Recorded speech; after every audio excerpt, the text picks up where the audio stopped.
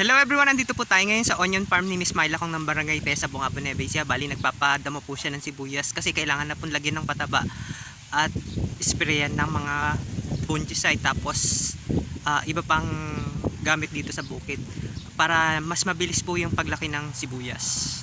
Ayan po ayan yung mga nagdadamo dito sa kanyang bukid. Ayan, lalapitan lang natin. Ay, excuse po. Sir, magkano na po upahan ngayon ng araw dito sa pagdadamo ng sibuyas? 400. 400 per day. Sapat naman po ba yung ganong kita pag sa isang pamilya? Sumasapat naman kapag yung maliit ang pamilya.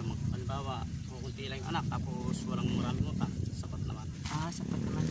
Bali, pag medyo malaki lang yung pamilya, Tapos may mga linding, yun, kinakapos. ay doon kinakapos.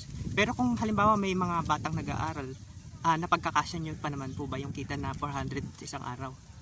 Kasya pa naman. Dahil, nababudget naman ng Nababudget pa rin kasi medyo, ngayon po medyo mura ang bigas kumpara nung mga nakakaran po Tapos ang medyo mahal lang yung mga groceries na kailangan pang araw-araw. Edi, halimbawa po, pag nayari po kayo dito sa area na to, saan po kayo lilipat? Depende kung saan kami aayain ng kabisilya namin. May kabisilya po kayong pinaka nag-guide kung saan lilipat. Sa tansya nyo po ba mayayari nyo po ito sa loob ng maghapon? Ay, hindi kaya. Bali magiging 2 days. Oo, 2 days. Oo nga po, kasi medyo makapal yung damo tapos maliliit pa. Salamat po, thank you sir. Ayan po yung iba niyang mga kasamahan.